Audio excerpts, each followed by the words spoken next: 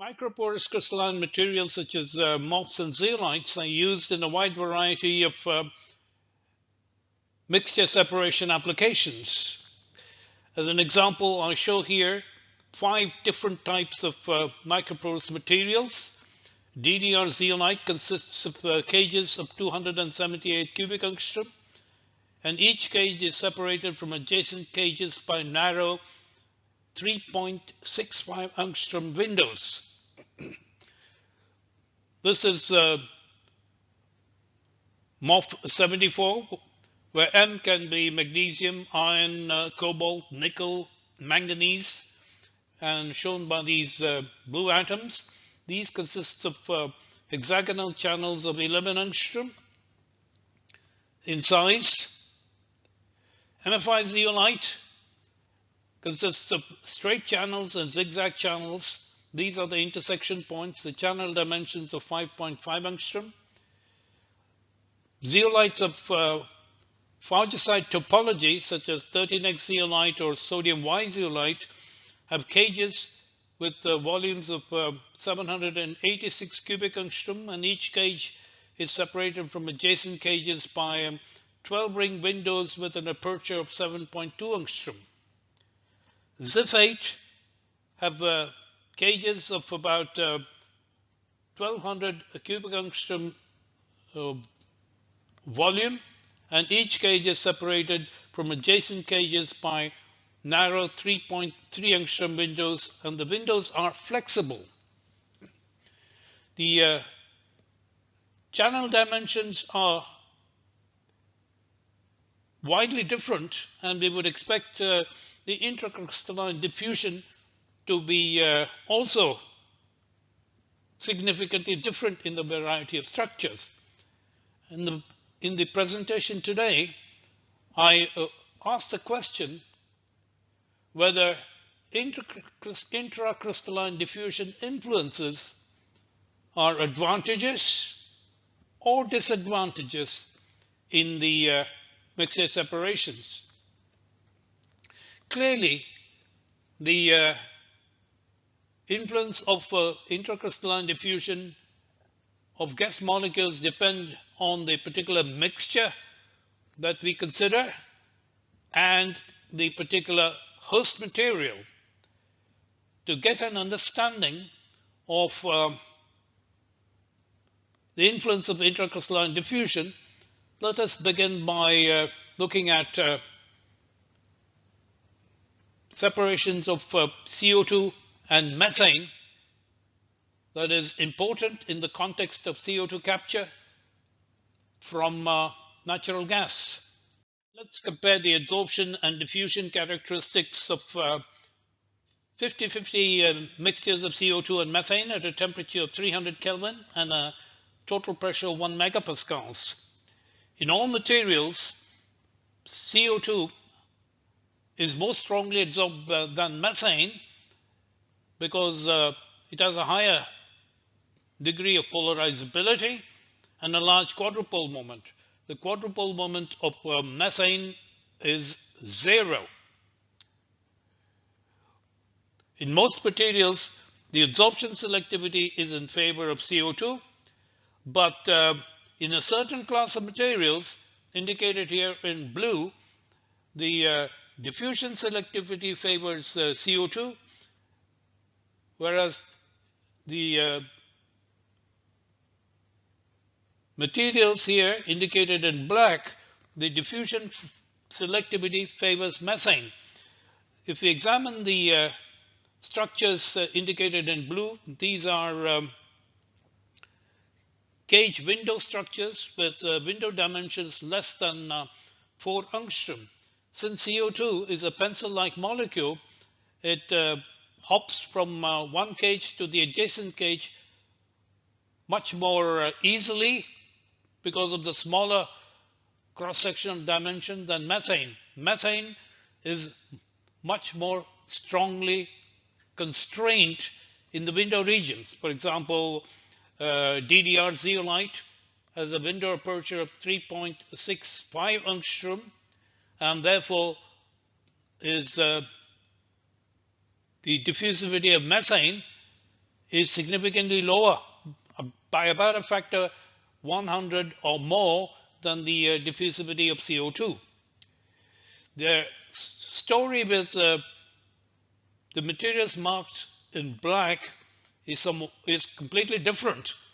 In this case, CO2 is less mobile than the methane molecule, because CO2 has a higher adsorption strength and its mobility is lowered because of the stickiness of the molecule. The stickier the molecule, the less mobile it is within more open structures such as magnesium MOF 74. So if we choose materials such as DDR, Chabazite, ZIF8, LTA for CO2 methane separations, both adsorption and diffusion favors CO2. Let's examine that a little bit further in the next slide. CO2 methane mixture separations can be carried out in two different technologies: PSA technology or membrane separation technology. In PSA technology, we have the separations carried out in a transient manner, consisting of adsorption and desorption cycles. For example, during the adsorption phase, the 50-50 mixture of CO2 and methane is fed to a fixed bed adsorber, and since CO2 is more strongly adsorbed, purified natural gas or methane can be recovered from the top of the adsorber. The bed needs to be regenerated, and the CO2 is ejected from the adsorber and from the bottom by applying, say, a vacuum. The fixed bed consists of pellets in which MOF crystals may be embedded. In experimental studies carried out in the laboratory, the MOF crystals or zeolite crystals can be used in powdered form, whereas in industrial practice, it is not feasible to use powdered MOFs or zips or zeolites because of the significantly high pressure drop. An important parameter that dictates the importance of diffusion is the diffusivity of the guest species I divided by the square of the crystallite radius. If this value is very large, then diffusion limitations are of negligible importance, whereas if the ratio of the Maxwell-Stefan diffusivity of component I to the square of the crystallite radius is very small, say less than about 10 to the power minus 3 or so, then diffusion limitations can be of importance, as we shall examine in the subsequent slides. A completely different approach to mixture separations is to use membrane separation technology, where the MOF materials or zeolite materials are in the form of thin layers, typically less than about 50 micrometers in thickness, separating the upstream compartment from the downstream compartment. For CO2 methane separations, if we choose a material for which both adsorption and diffusion selectivity favors CO2, then the flux of CO2 will be significantly higher than the flux of methane. The important differences in the manner in which these technologies are carried out. PSA technology is carried out in a transient manner, where adsorption and diffusion or adsorption and desorption cycles are used, and such separations are largely based on differences in mixture adsorption equilibrium. Diffusional influences serve either to enhance the separations based on mixture adsorption, or to diminish the effectiveness of separations based on mixture adsorption equilibrium. Similarly, in membrane separations, the permeation selectivity is dictated both by the diffusion selectivity and adsorption selectivity. The diffusion influences are always important because the operations are carried out in steady state rather than in a transient manner. Separations are either driven by adsorption or by diffusion, and in many cases the diffusion selectivity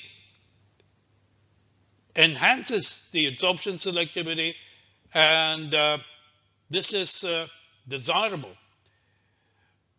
In the presentation today, I will focus on the PSA technology to describe the influence of intracrystalline diffusion, the influence of diffusional influences on membrane permeation is considered in my video presentation titled A Tutorial on Membrane Permeation. Please refer to that. I will proceed further with examining the PSA technology and the influence of intracrystalline diffusion in such technologies. We examine separations of 50-50 mixtures of CO2 and methane in a fixed bed adsorber packed with a DDR zeolite operating at a total pressure of 100 kilopascal and a temperature of 300 kelvins. CO2 is much more strongly adsorbed than methane, and purified methane can be recovered from the top of the adsorber during the adsorption cycle. The importance and significance of diffusional limitations is described by the parameter, the Maxwell-Stefan diffusivity of component I divided by the square of the crystal radius. And if we use very, very fine crystallite sizes, say less than about 1 micrometers, we can ensure that the diffusional influences are of negligible importance. Conversely, for larger crystallite sizes, say less about 50 micrometers or more, then the diffusional influences become larger. We show calculations of the concentrations, dimensionless concentrations at the exit of the adsorber, plotted against a modified time parameter, where Q0 represents the volumetric flow rate at the inlet in units, say, of liters per second, multiplied by the time divided by the mass of the adsorbent. The units of the parameter on the plotted on the x-axis is liters per kilogram. The simulations shown in black are simulations for a scenario in which intracrystalline diffusion limitations are of negligible importance because the crystallite sizes are chosen to be very small. And we note there is a significant time interval before methane exits from the adsorber. So purified methane can be recovered during this time interval. The red lines are simulations for a scenario in which the crystallite sizes are significantly larger, and therefore the diffusional influences are significantly stronger. Since methane has a significantly lower diffusivity than CO2, it can be totally excluded from the pores because of the strong diffusional limitations. Recall that the diameter of a methane molecule is about the same order of magnitude as the window aperture, whereas CO2 has a cross-sectional dimension of 3.1 angstrom, smaller than the window aperture. So the diffusivity of methane is significantly lower and therefore can be practically excluded from the pores. In these simulations, methane is exiting the adsorber practically at the start of the run, and consequently the productivity of purified methane, which is the desired product, is higher in the case of strong diffusional limitations. So there is an adsorption, diffusion, synergy, and this is of vital importance in achieving high methane purities. For further discussions on the adsorption, diffusion, synergy, I refer you to my presentation on CO2 capture from natural gas on my YouTube channel. Let us move on to CO2 capture from ethane using a fixed bed adsorber packed with a DDR zeolite. Ethane is much more strongly adsorbed than CO2, and if the crystallite sizes of DDR in the fixed bed adsorber is chosen to be small enough such that diffusional influences are not important, then the component that is exiting the adsorber will be the less strongly adsorbed CO2, whereas C2H6 is preferentially retained within the pores. However, if we use DDR crystals with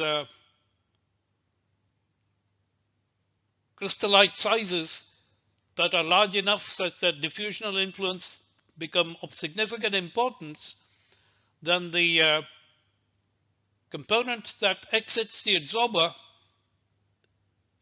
first is the saturated alkane, marked here in blue, and CO2 is retained within the pores because of the significantly higher diffusivity.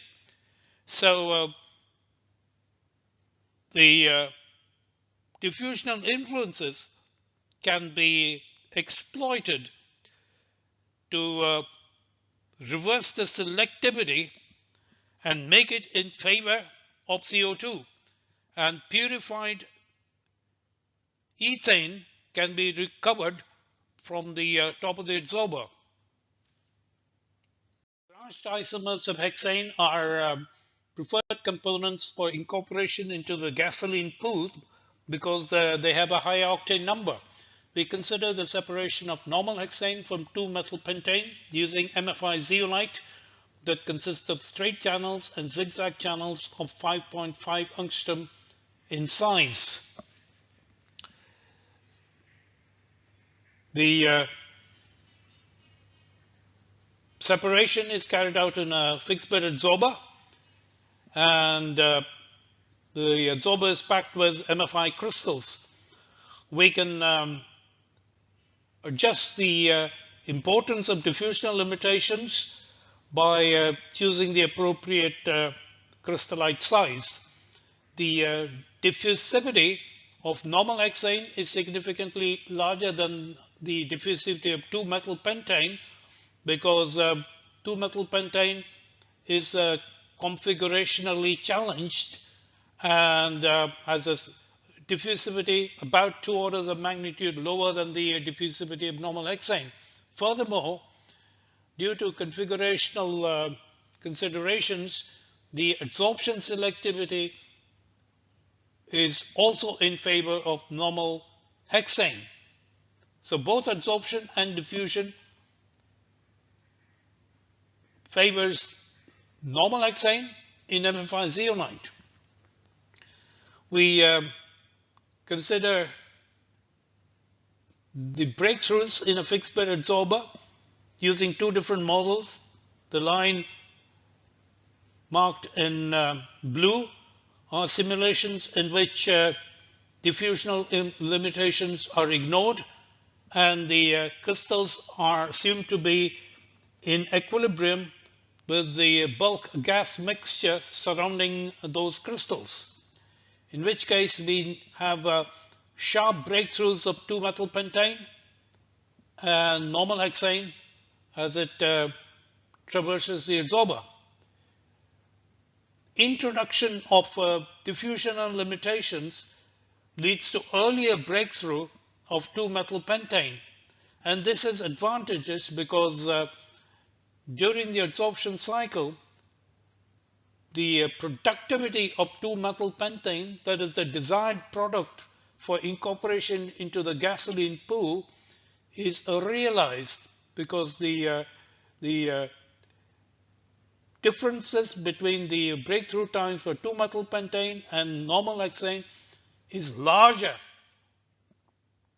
in the scenario in which the diffusional limitations are more significant.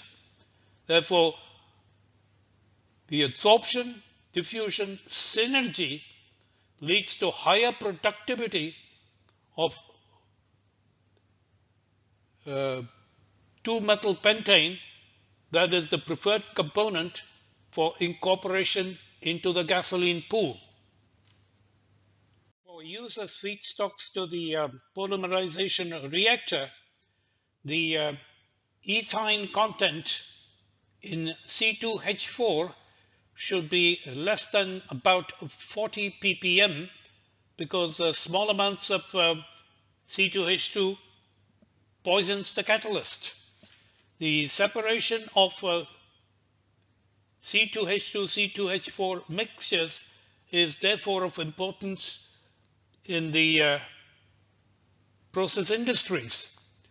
We consider a 199 mixture of C2H2, C2H4 and consider separations in a fixed bed adsorber packed with ZUL100, where we have commensurate packing of C2H2 within the pores of ZUL100. This material is described in the Nature Communications article published in 2020. C2H2 is preferentially adsorbed and the adsorption selectivity is of the order of about 200 in favor of C2H2. The experimental data for 199 mixtures of C2H2, C2H4 are shown by the symbols. The red symbols are for C2H2 and the open symbols are for C2H4. And we note that due to the strong absorption of C2H2, the C2H4 is rejected into the gas phase right after the start of the injection of the feed mixture. So purified C2H4 can be recovered during a certain time interval between here and here, meeting the purity requirements demanded by industry. Also shown by the blue lines here are the simulations for the breakthrough in the adsorber, in which the diffusional limitations are ignored. And we note that if diffusional limitations are ignored, the breakthroughs are significantly sharper, and this results in a higher productivity of purified C2H4, that is the desired product for feedstocks to the polymerization reactor. Put another way, diffusional limitations serve to reduce the productivity of purified ethene, which is the desired product.